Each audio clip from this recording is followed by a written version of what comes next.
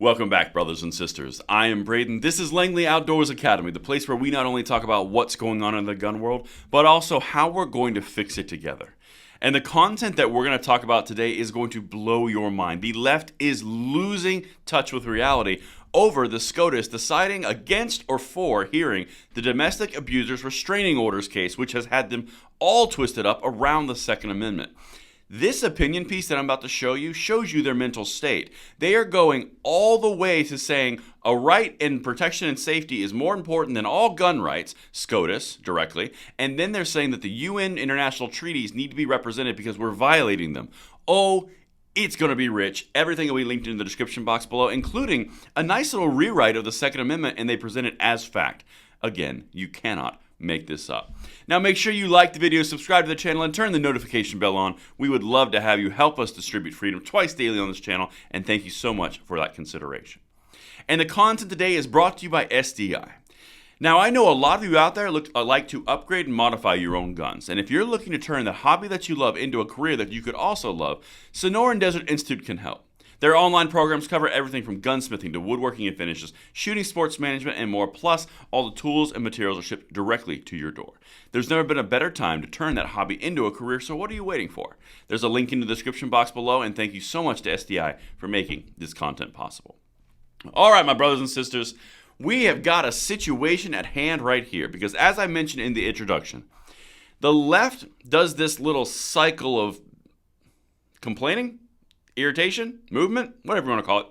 They do this little cycle where they start with a floated idea by a politician, and then they start with little news articles about what's going on. And as they get more nervous around gun control, they start doing attack pieces, directly targeting the people who will make the decisions that they want. This is a standard move that they do. The media will always tell you where they're at. But anyway, check this out. Hey, SCOTUS, the right to life trumps the right to own a gun. So, obviously, the statement there is from a gun-controlling perspective. In fact, this is the guy of a global gun-controlling organization. But besides stepping the entire thing about abortion and the right to life and not the right to life and guns, it's all about gun control right now. This pillar, how we talk about this. So, this is the entire thing, putting pressure on the SCOTUS. Again, the media does these things as trial balloons to see what will be picked up. But let's start off with the rewrite of the Second Amendment, because this is special. That's a far cry from the right the framers recognized to, quote, keep and bear arms in a service of a, quote, well-regulated militia to, quote, secure, quote, a free state. Now, in case you guys are rusty, I've got the Second Amendment here handy for you. What it actually says is a well-regulated militia being necessary to the security of a free state, the right of the people to keep and bear arms shall not be infringed. Now let's go back to the rewrite and tell me what that sounded at all, if that sounded at all familiar. Quote, keep and bear arms in service of a well-regulated militia to secure a free state. You know what? The amount of things that in the twisting that they do with existing amendments and presented as fact in a nationwide national newspaper, or in this case, online newspaper, it hurts. And people believe it. But let me get to the crux of the problem here. This literally starts at crap sandwich and just continues to go downhill. So you guys can tell me in the comments where you think it lands. So let's get it. The U.S. Supreme Court is weighing whether to review a lower court ruling that struck down a law prohibiting domestic abusers from possessing guns. Speaking as someone who has represented families and women of children killed by domestic abusers with guns, the potential danger of this decision is hard to overstate. But under recent Supreme Court Second Amendment precedent, that danger is treated as virtually irrelevant. Now keep in mind, we're talking about the idea that a domestic abuser who has not been proven guilty in a court of law having rights stripped away. Take the second out of it. Put the first in. Put any of the rights that you want in. Totally different animal, right? But it's the Second Amendment, so that's evil, so that's okay. Let's keep going. Because safety is more important. Begin the downward slide. How did we get here? Doesn't the right of a child to live outweigh the right to own a Glock or an AR-15? In most of the world, yes. But in today's America, probably not. So again, sidestepping the obvious joke about, or not joke, because it's a pretty serious thing. Sidestepping the entire bear trap of the abortion argument, the right to live, the right of a child to live, let's just put the pin in that one. But now, it's more important than owning a Glock or owning an AR-15. So the Second Amendment rights take second seat to a perceived right to life from someone who is presumably pro-choice. You can't make this stuff up. But let's just stick on the gun stuff. They're saying that you don't have a right because the safety potential outweighs the right for you to have a Second Amendment, even though it's written into your Constitution.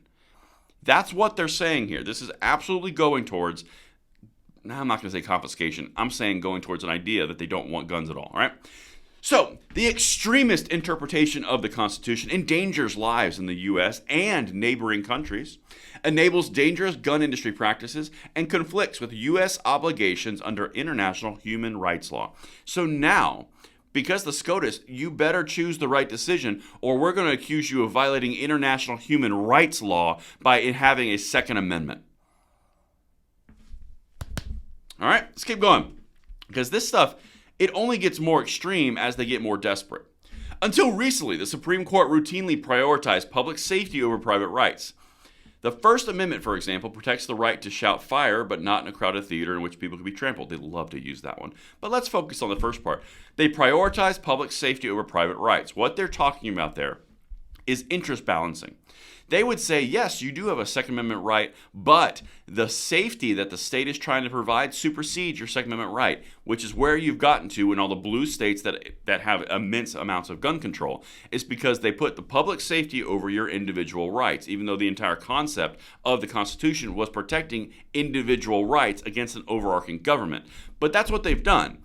Bruin destroyed that. That's why they've been in a tailspin ever since. The interest balancing cannot be used. It has to be used in history, text, and tradition.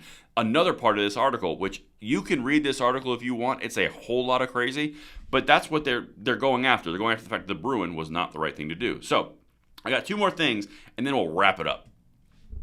The fundamental principle that public safety, the right to life, constrained other rights was generally upheld by the Supreme Court until 15 years ago. Here comes the Heller.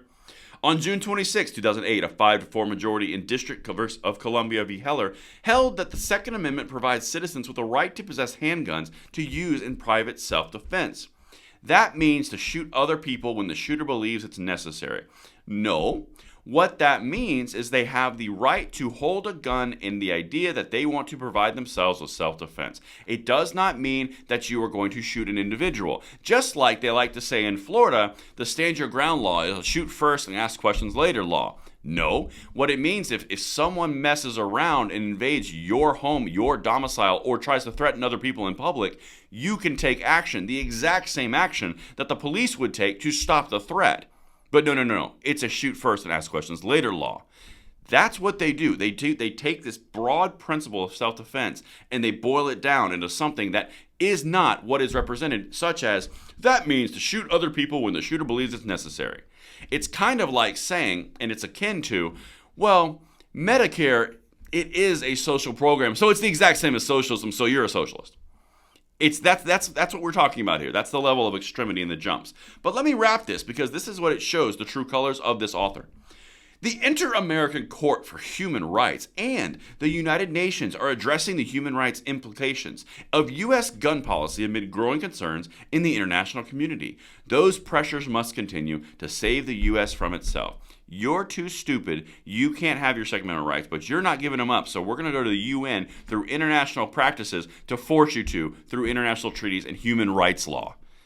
These people are insane. They know no bounds. The only thing they want is the ambition for their approach. And even though it has never worked, even though mythology like this has always failed, they just didn't do it right that time. They're going to do it right this time. And that's what I've got for you guys to start out this beautiful day. Let me know what you guys think in the comments below, and I will see you on the next one. I'm Braden. See you later.